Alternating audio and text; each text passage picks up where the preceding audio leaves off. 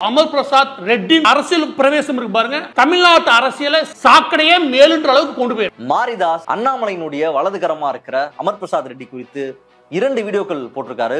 மிக முக்கியமான அக்யூசேஷன்ஸ் அவர் மேல வச்சிருக்காரு. இது முதன்முறையா மாரிதாஸ் தான் முன்வைக்கிறாரா அப்படின்னு கேட்டீங்கன்னா நிச்சயம் கிடையாது. அந்த கட்சியில உறுப்பினர்களா இருந்த, அந்த கட்சியினுடைய தீவிர ஃபாலோவர்ஸா இருந்த, பொறுப்புல இருந்த பல முக்கியமான நபர்கள் அமர் பிரசாத் ரெட்டி மீது குற்றச்சாட்டுகளை முன் வச்சிருக்காங்க. தமிழக பாஜகல ஒரு வார் ரூம் இருக்கு. அந்த வார் ரூம் அண்ணாமலைக்காக செயல்படுது. பாஜக வார் ரூம்னு பலரும் பேசுறதுக்கு அடிப்படை அந்த தொடக்க புள்ளி காயத்ரி ரகுராம் தான். அவங்க தான் முதல்ல வார் ரூம் வச்சு அண்ணாமலை செயல்பட்டு இருக்காரு.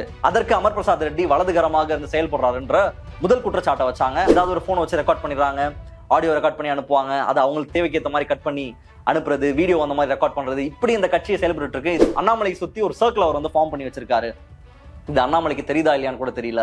அவரை மீறிதான் எல்லாரும் உள்ள போகணும் அப்படின்ற அந்த விஷயத்த முன் வச்சிருக்காரு. தொடர்ச்சியாக இவர் அண்ணாமலை பேரை சொல்லி பல இடங்கள்ல வசூல் பண்றாரு. குறிப்பாக விளையாட்டு போட்டி ஒன்று ஆர்கனைஸ் பண்ணியிருந்தாரு. அந்த போட்டியில பல கோடி ரூபாய்கள் கையாடல் செய்யப்பட்டிருக்கு. பணம் அங்க விளையாடி இருக்கு. ஆருத்ரா நிதி நிறுவனம், அந்த நிதி நிறுவனம் ஒரு மிகப்பெரிய ஒரு ஃப்ராட்லண்ட் ஆக்டிவிட்டியில ஈடுபட்டு இருக்காங்க. பல 1000 கோடி ரூபாய் மக்களுடைய பணம் அதுல முதலீடு செய்யப்பட்டு அந்த பணம் ஏமாற்றப்பட்டு சுரானா நிறுவனத்தினுடைய இடங்கள்ல வார் ரூம், இன்னைக்கு நம்ம எல்லாருமே பேசிட்டு இருக்கிற வார் ரூம் செயல்பட்டு இருக்கு அப்படின்றதையும் நக்கீரன் குறிப்பிட்டிருந்தாங்க.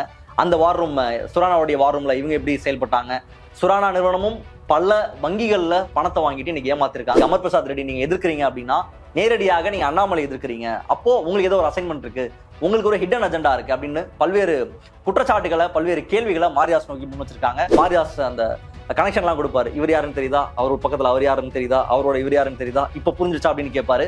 அந்த விஷயம் அவருக்கே நடந்தது. இன்னைக்கு அவருடைய மசாலாவை அவருக்கே அரைச்சது ரொம்பவே பார்க்கறதுக்கு சம காமெடியா இருந்தது. அமர் பிரசாத் ரெட்டியை பாஜக வச்சுக்க போதா, மாரிதாஸ்க்கு எதிராக செயல்பட போறாங்களா, இல்ல மாரிதாஸ் தொடர்ச்சியாக வீடியோ அப்லோட் பண்ண போறாரா, அந்த கட்சி என்ன போகுது? அரண்சை நண்பர்களுக்கு வணக்கம். அரண்சை ஊடகம் சுயேட்சையாக இயங்குவதற்காகவே உருவாக்கப்பட்டது. நாம் செய்கிற வேலை உண்மையிலேயே மக்களுக்காக செய்கிறோம் என்பதை நீங்கள் நம்பினால், வாய்ப்பு இருந்தால் இந்த ரேசர் பே QR கோடுக்குள்ளே நீங்கள் அதை ஸ்கேன் பண்ணி எங்களுக்கு உங்களால் இயன்றதை விருப்பம் இருந்தால் ஆதரவு தெரிவிக்கலாம். வணக்கம், இது அரண்சை. நான் தேவா பாஸ்கர்.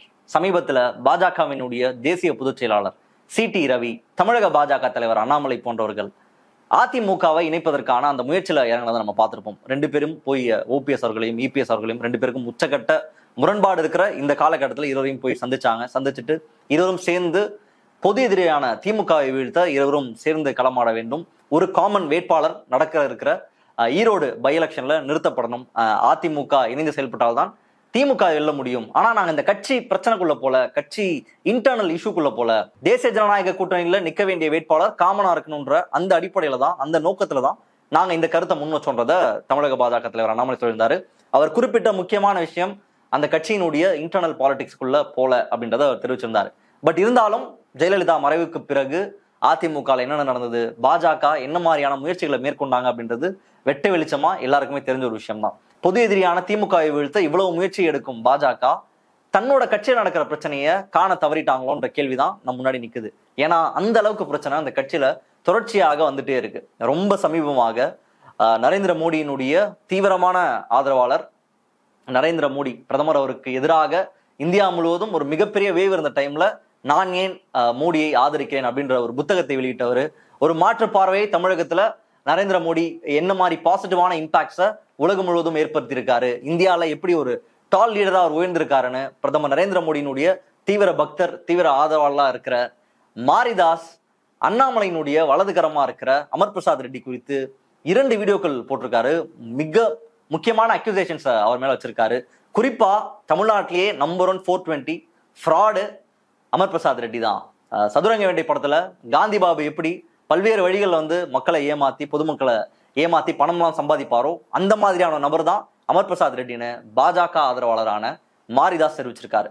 நடக்கிற சம்பவங்கள் என்ன, இந்த நிகழ்வை நம்ம என்னவா புரிஞ்சுக்கிறோம் அப்படின்றதான் இந்த வீடியோல நம்ம பார்க்க போறோம்.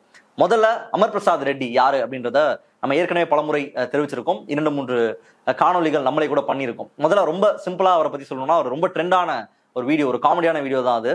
ஒரு நீட் படிக்கிற ஒரு மாணவி நீட்னால நான் பலன் அடைஞ்சிட்டேன்னு சொல்லி பாஜக அலுவலகத்துல பாஜக தலைவர் அண்ணாமலை சந்திப்பாங்க. அப்போ அந்த பெண்ணை பாஜக தலைவர் அண்ணாமலை காலில் விழுறதுக்கு சைகை காட்டுவார். கண் வழியாக அப்படியே சைகை காட்டி காலில் விழுங்க அப்படின்னு ஒரு சிக்னல் கொடுப்பாரு. அதுக்கப்புறம் அந்த பொண்ணு காலில் விழுவாங்க. அப்புறம் பாஜக தலைவர் அண்ணாமலை எடுப்பாரு. ஒரு ரொம்ப ட்ரமாட்டிக்கா இருக்கும் அந்த சினாரியோவே. அந்த வீடியோ வந்து பயங்கரமா ட்ரெண்ட் ஆச்சு. அவருக்கு ஒரு நெகட்டிவ் பப்ளிசிட்டி கொடுத்த வீடியோ. அவரே கூட ரொம்ப பெருமையா ட்விட்டர்ல போட்டிருந்தாரு, என்ன எவ்வளவு தூரம் பிரபலப்படுத்தின இணைய உடன்பிறப்புகளுக்கு திமுக ஐடிவிங்க சேர்ந்த நபர்களுக்கு நன்றின்னு தெரிவிச்சிருப்பாரு. இதை தாண்டி அவர் யார் அப்படின்னா அவரே பெருமையா சொல்லிப்பாரு, நான் வந்து நம்ம ப்ராடக்ட் ஆஃப் அண்ணாமலை, தலைவர் தான் எனக்கு எல்லாமே, அண்ணாமலை உருவாக்குன ஒரு நபர் நானு, அண்ணாமலை தான் எனக்கு எல்லான்னு, அண்ணாமலை பஜனை பாடுற ஒரு நபர், அண்ணாமலை தான் எல்லாமே, அண்ணாமலை தான் என்னுடைய தலைவர், அண்ணாமலை தான் வருங்கால தமிழக முதல்வர், வருங்கால பிரதமர் என்ற அளவுக்கு அண்ணாமலையுடைய பக்தராக தன்னை ப்ரொஜெக்ட் பண்ணக்கூடிய ஒரு நபர் தான் அமர் பிரசாத் ரெட்டி. அவர் மீது வைக்கப்படுற அக்யூசேஷன்ஸ் இல்ல அலிகேஷன்ஸ் இது முதன்முறையா மாரிதாஸ் தான் முன்வைக்கிறாரா அப்படின்னு கேட்டீங்கன்னா நிச்சயம் கிடையாது. அந்த கட்சியில உறுப்பினர்களா இருந்த, அந்த கட்சியினுடைய தீவிர ஃபாலோவர்ஸா இருந்த, பொறுப்புல இருந்த பல முக்கியமான நபர்கள் அமர் பிரசாத் ரெட்டி மீது குற்றச்சாட்டுகளை முன் வச்சிருக்காங்க.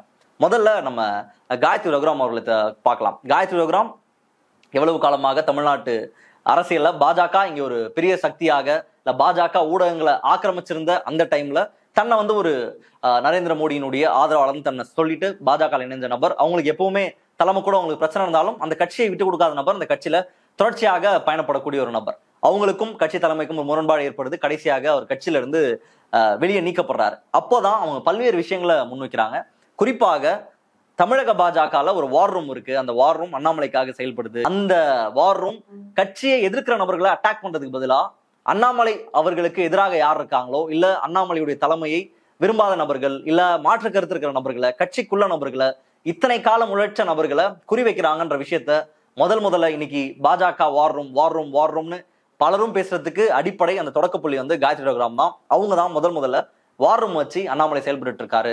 அதற்கு அமர் பிரசாத் ரெட்டி வலதுகரமாக இருந்து செயல்படுறாருன்ற முதல் குற்றச்சாட்டை வச்சாங்க. அதற்கு எதிர்வினையும் அமர் பிரசாத் ரெட்டியும் கொடுத்தாரு. கட்சிக்கு துரோகம் பண்ணவங்கன்னு அவரை சொல்லியிருந்தாரு. குறிப்பாக சபரீசனை வந்து அவங்க மீட் பண்ணாங்க, ஒரு ஹோட்டல்ல சபரீசனை மீட் பண்ணாங்கன்ற கருத்தை அமர் பிரசாத் ரெட்டி காயத்ரி ரகுராமுக்கு எதிராக வச்சார். அதாவது இத்தனை ஆண்டு காலம் பாஜகவுக்காக வேலை செய்த காயத்ரி ரகுராம் திமுக தொடர்புல இருக்காருன்ற ஒரு விஷயத்தை கன்வே பண்ற ஒரு முயற்சியாக தான் அமர் பிரசாத் ரெட்டி அந்த ட்வீட்டை போட்டிருந்தாரு.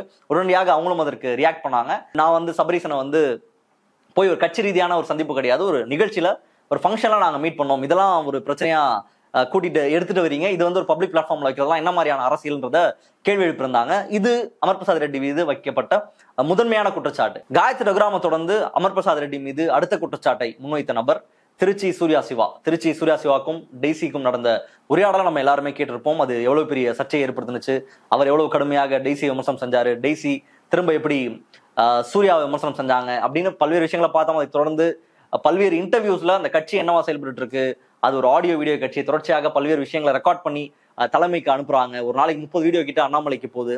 நான் திமுக அரசியல் செய்த நபர், இங்க வந்து என்னால சர்வேவே ஆக முடியல, திமுக நேரடியாக தான் அரசியல் பண்ணுவேன், நான் வந்து நேரடியாக உன்னை பிடிக்கலன்னா உனக்கு எதிராக நேரடியாக நின்று அரசியல் பண்ணுவேன். ஆனா இங்க ஏதாவது ஒரு போன் வச்சு ரெக்கார்ட் பண்ணிடுறாங்க, ஆடியோ ரெக்கார்ட் பண்ணி அனுப்புவாங்க, அதை அவங்களுக்கு தேவைக்கு ஏற்ற மாதிரி கட் பண்ணி அனுப்புறது, வீடியோ அந்த மாதிரி ரெக்கார்ட் பண்றது, இப்படி இந்த கட்சியை செயல்பட்டு இருக்கு.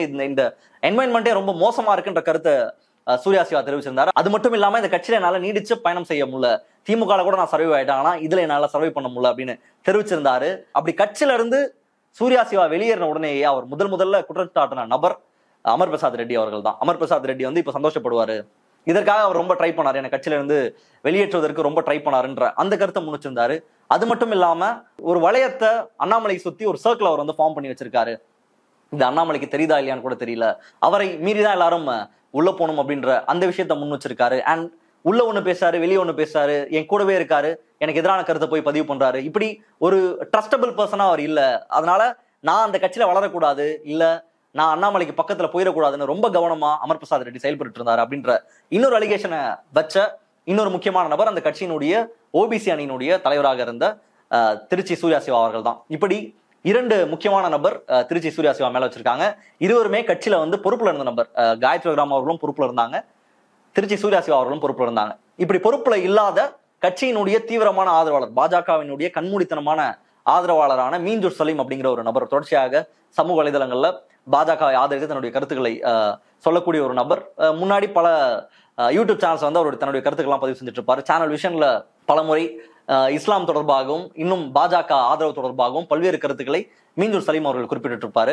அவர் வந்து RSS வந்து ஒரு தியாகம் செய்கிற ஒரு அமைப்பு, பல்வேறு மக்கள் நலன் சார்ந்து சிந்திக்கிற ஒரு அமைப்பு, பல்வேறு நபர்களுடைய ரத்தத்தை சிந்துதான் இன்னைக்கு பாஜக வளர்ந்துருக்கு. RSS உழைச்சதுனாலதான் இன்னைக்கு பாஜக வளர்ந்துருக்கு. அப்படி வளர்ந்திருக்கிற ஒரு கட்சியில அமர் பிரசாத் ரெட்டி வந்து அட்டகாசம் பண்ணிட்டு இருக்காரு. அவரு வச்ச அக்யூசேஷன் அப்படின்றது தொடர்ச்சியாக இவர் அண்ணாமலை பேரை சொல்லி பல இடங்கள்ல வசூல் பண்றாரு. குறிப்பாக அவர் நடத்தின மோடி கபடி லீக், அவர் சமீபத்தில் அந்த விளையாட்டு போட்டி ஒன்று ஆர்கனைஸ் பண்ணியிருந்தாரு. அந்த போட்டியில பல கோடி ரூபாய்கள் கையாடல் செய்யப்பட்டிருக்கு. பணம் வந்து அங்க விளையாடி இருக்கு. இவர் பாஜகன்ற பேரை பயன்படுத்தி, அண்ணாமலைன்ற பேரை பயன்படுத்தி பல நிறுவனங்கள்கிட்ட காசு வாங்கியிருக்காரு.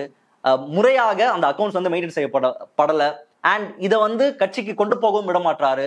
இவர் தொடர்பாக கம்ப்ளைண்ட்ஸையும் கட்சியில ரைஸ் பண்ண முடியல அப்படின்னு பல்வேறு அக்யூசேஷன்ஸை அமர் பிரசாத் ரெட்டி மீது முன் வச்சிருக்காரு. அவரை தொடர்ச்சியாக நான் அம்பலப்படுத்துவேன்னு தனியாக அவர் தன்னுடைய ட்விட்டர் பக்கத்துல பல்வேறு கருத்துக்களை முன் வச்சுட்டே வராரு.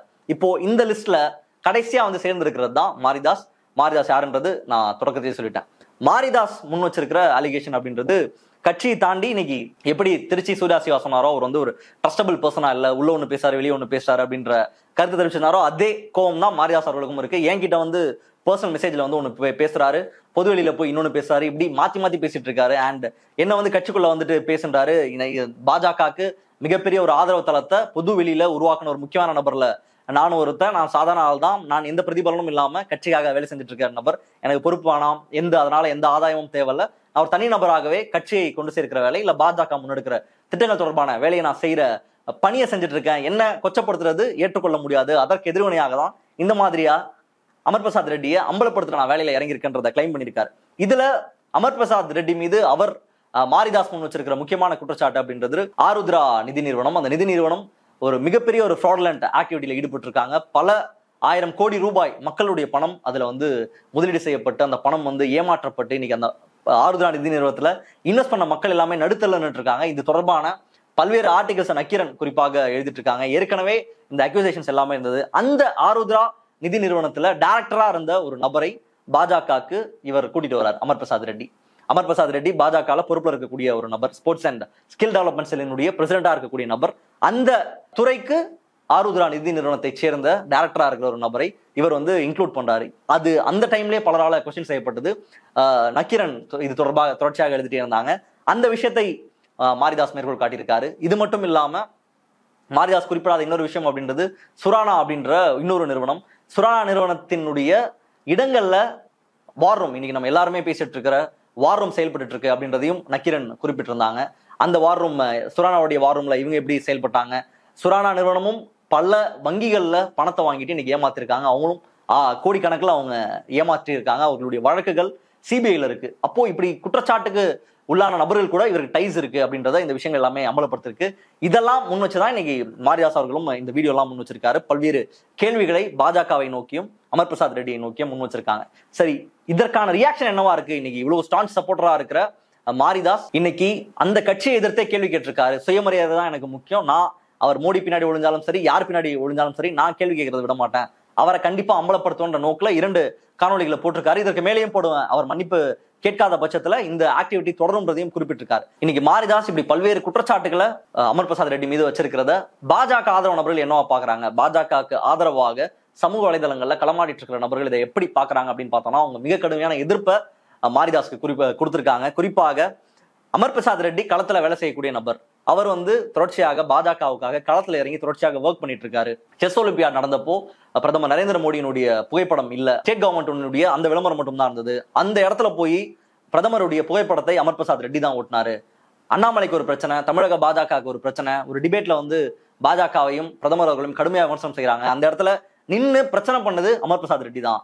சோ கட்சிக்காக கிரவுண்ட்ல வேலை செய்யக்கூடிய நபர் வந்து அமர் பிரசாத் ரெட்டி. இன்னைக்கு அமர் பிரசாத் ரெட்டி நீங்க எதிர்க்கிறீங்க அப்படின்னா நேரடியாக நீங்க அண்ணாமலை எதிர்க்கிறீங்க. அப்போ உங்களுக்கு ஏதோ ஒரு அசைன்மெண்ட் இருக்கு, உங்களுக்கு ஒரு ஹிடன் அஜெண்டா இருக்கு அப்படின்னு பல்வேறு குற்றச்சாட்டுகளை, பல்வேறு கேள்விகளை மாரிதாஸ் நோக்கி முன் வச்சிருக்காங்க. மாரிதாஸ் அவர்கள் இன்னைக்கு பாஜக ஆதரவு நபர்கள் பலரும் எனக்கு ஆதரவு கொடுத்திருக்காங்க. இந்துத்துவ சித்தாந்தத்தை ஏற்றுக்கொண்ட நபர்கள், இந்த மாதிரியான ஒரு புல்லுருவி கட்சிக்குள்ள இருக்கக்கூடாது, இந்த மாதிரியான நபர் பாஜகவினுடைய வளர்ச்சியை வந்து தடுப்பாரு, வெறும் ஒரு பொறுப்பு பதவி வச்சுக்கிட்டு இன்னைக்கு வந்து காசு பாக்குற நபர்கள்லாம் கட்சிக்கு தேவை கிடையாது அப்படின்ற கருத்தை வலியுறுத்தி பல்வேறு கட்சியில இருக்க நிர்வாகிகள், தலைவர்கள் பலரும் என்ன வந்து ஆதரவு தெரிவிச்சிருக்காரு. பட் சமூக வலைதளத்தை நம்ம பார்க்கும்பொழுது அவருக்கு எதிரான கருத்துக்கள் தான் முன்வைக்கப்படுது. இருந்தாலும் மாரிதாஸ் தொடர்ச்சியாக தன்னுடைய விஷயங்களை செஞ்சுட்டே தான் இருக்காரு. அமர் பிரசாத் ரெட்டி மன்னிப்பு கேட்காத பட்சத்துல தொடர்ச்சியாக காணொலிகளை வெளியிடுவேன்னு தெரிவிச்சிருக்காரு. இதுல ரொம்ப ஒரு நகைமுரண் என்ன அப்படின்னு பார்த்தோம்னா, மாரிதாஸ் அவர்கள் முதல்ல ஒரு வீடியோ போறேன்னு சொல்லியிருந்தாரு. அமர் பிரசாத் ரெட்டியை எக்ஸ்போஸ் பண்ணி அவர் வீடியோ போட போறோம் அப்படின்ற கருத்தை பதிவு பண்ணியிருந்தாரு.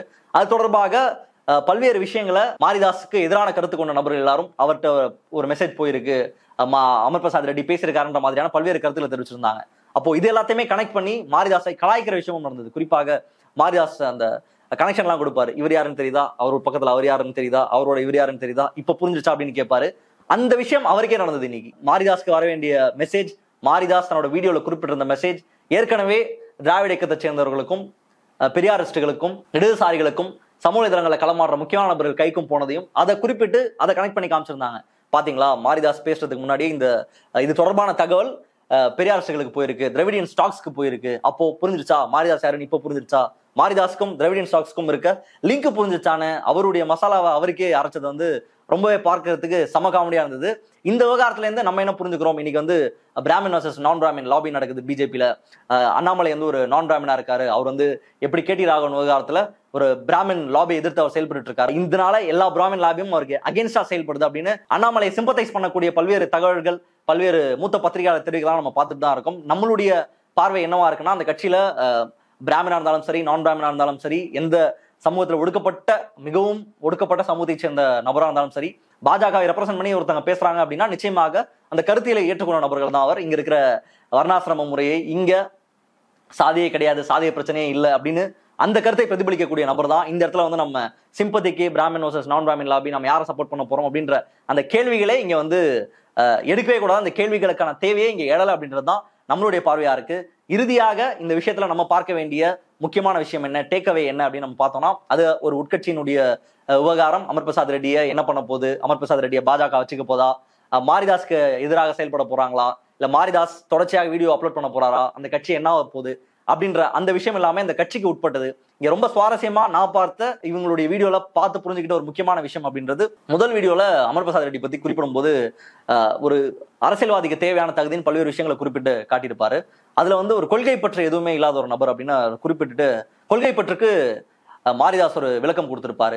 இன்னைக்கு பெரியாரசுகளை எடுத்துட்டோம்னா எப்படி மதத்தை ஒழிப்போம், எப்படி சாதியை ஒழிப்போம்னு தூங்கும் போதும் அதை பத்தியே யோசிச்சுட்டு இருப்பாங்க.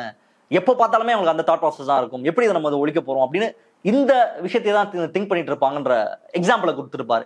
இதே மாதிரி சமூகத்துக்காக உழைக்கக்கூடிய நபர்கள் அப்படின்னு பல வீடியோஸ்ல அவர் குறிப்பிடும் போது இடதுசாரி இயக்கங்களை குறிப்பிடுவார். இடதுசாரி இயக்கத்தை சேர்ந்த ஒரு நபர் எப்படி நான் அந்த இடதுசாரி இயக்கங்களை பயணிக்கும் போது மக்கள் கூட பயணப்பட்டுட்டு ஒரு பீடி அடிச்சா கூட நான் நிம்மதியா மக்கள் போராட்டம் பண்ணிட்டு கையில 10 பைசா இருக்காது, டீ குடி கூட காசு இருக்காது, ஒரு பீடி அடிச்சு நான் அமைதியா மக்கள் கூட உட்காந்துருப்பேன், எனக்கு அப்போ அப்படி ஒரு சாட்டிஸ்பாக்சன் இருக்கும் அப்படின்னு அந்த எக்ஸாம்பிளை கொடுத்திருப்பாரு. இந்த மாதிரி ஒழுக்கம், நேர்மை, மக்களுக்காக நிற்கிற அரசியல், இல்ல ஒரு கொள்கை பிடிப்போட இருக்கிறதுக்கு எல்லாத்துக்கும் ஏன் அவர் அரசியல் சார்ந்து, அவர் சித்தாந்தத்தை சார்ந்து, அவர் தூக்கி பிடிக்கிற வலதுசாரி இயக்கங்களை சார்ந்த தோழர்களை ஏன் அவர் குறிப்பிடுவதில்லை, ஏன் அந்த சைட்ல அவர் காமிக்க ஆளே இல்லை அப்படின்றதுதான் இங்க நான் பார்த்த ரொம்ப முக்கியமான கேள்வியா இருக்கு. ஏன்னா அவர் எப்பயுமே கொள்கை பிடிப்பு, மக்கள் சார்ந்து இயங்குறது, இல்ல ஒரு கொள்கைவாதியாக இருக்கிறவர் எல்லாருமே ஏன் பெரியாரிஸ்டுகளாக இல்ல இடதுசாரி இயக்கங்களா இருக்காங்க அப்படின்றதுதான் இந்த இஷ்யூல நான் எடுக்கிற முக்கியமான, இல்ல நான் பார்த்த ஒரு முக்கியமான பார்வைன்னு. பல்வேறு முதலாளிகளை அவர் ஆதரவா பேசுறாரு, அந்த முதலாளிகளால் எப்படி இந்தியா வளர்ந்துருக்குன்னு பல்வேறு கதைகளை அவர் சொல்லியிருக்காரு. ஏன் அந்த மாதிரியான நபர்களை இவர் தூக்கி பிடிக்கல? குறிப்பாக மக்கள் நலன் சார்ந்து, சுயமரியாதை சார்ந்து, கொள்கை பிடிப்பை சார்ந்து அவர் பேசும்பொழுது ஏன் அவர் சார்ந்த அரசியலில் இருக்கிற நபர்களை அவரால் குறிப்பிட முடியவில்லை அப்படின்ற கேள்விதான் நம்ம கடைசியா தூக்கி நிக்குது. மற்றொரு நிகழ்ச்சியில் சந்திப்போம். நன்றி, வணக்கம்.